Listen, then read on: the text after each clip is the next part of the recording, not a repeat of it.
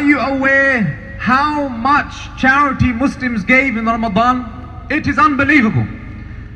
They said British Muslims have donated 100 million pounds in the month of Ramadan alone. That is a staggering 38 pounds every second in the month of Ramadan. And to that I say, Allahu Akbar. Our children, our youngsters, they sat the most important exams of their life, GCSEs, A-levels, university exams, whilst they were fasting the days of Ramadan. And to you, I congratulate you, because do you know what you have just done? By fasting, you strove for your hereafter. By doing your exams, you strove for your dunya. And so you strove for both dunya and akhirah. And this is what Allah says, رَبَّنَا آتِنَا فِي الدُّنْيَا حَسَنَةً وَفِي الْآخِرَةِ حَسَنَةً. And to you I say, Allahu Akbar. Our sisters, not only did they fast like us, but think about it. They went about their daily lives. Many days were hot. They wore their hijabs, their jilbabs, their niqab, some of them. And they did what we did, but they did more. They fasted and they helped open the fast of their families.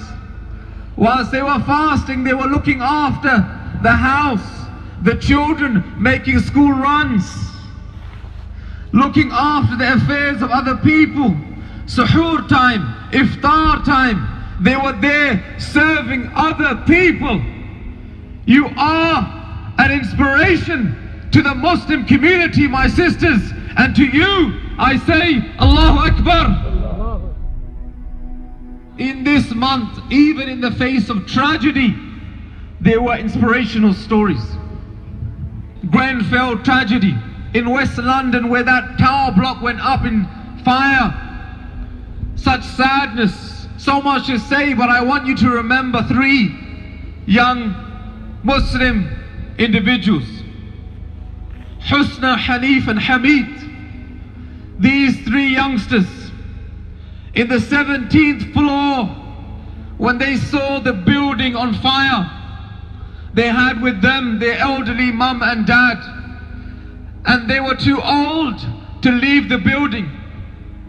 And so from 1 o'clock until 10 past 3, those children, instead of running for their lives, they stayed next to their mum and dad, because they couldn't leave them alone. They were on their phones to their relatives, telling them, don't be sad for us, don't mourn us, because where we are going is a better place and we are staying.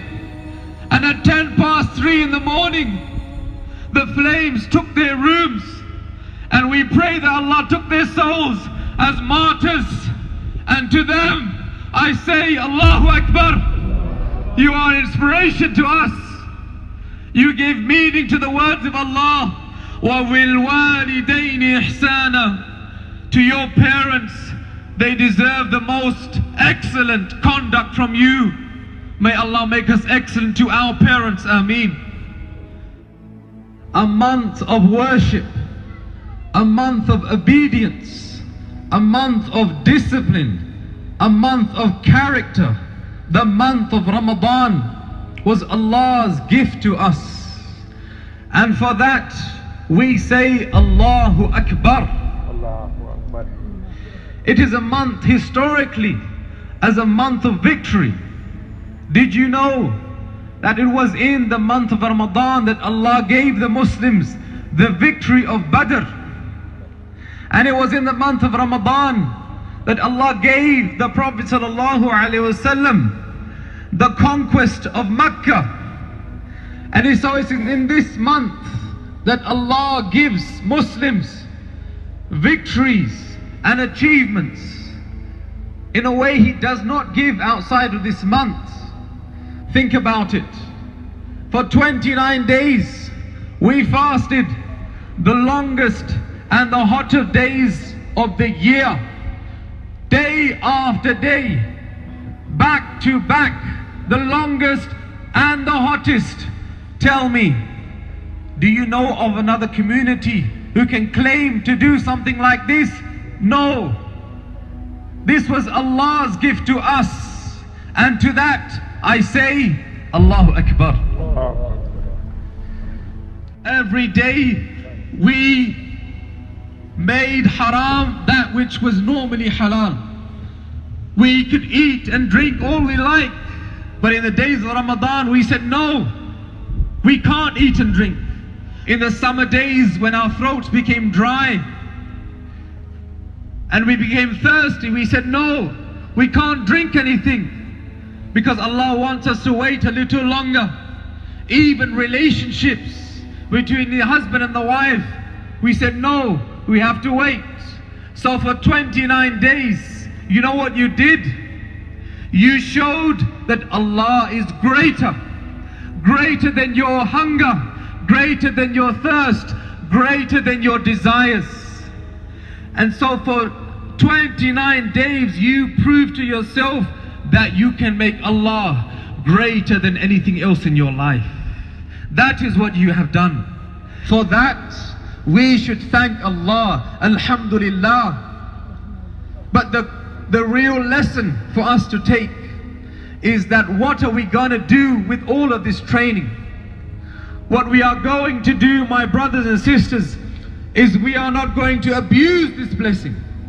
We're not going to abuse this training by neglecting our salah, by neglecting charity, by neglecting the Quran, by neglecting the remembrance of Allah. No, what we are going to do is we are going to remain steadfast, and we are going to continue to live the rest of this year until next Ramadan with that feeling of Allah's greatness in our hearts and showing Him through our actions. Say, Insha'Allah, Insha'Allah we will.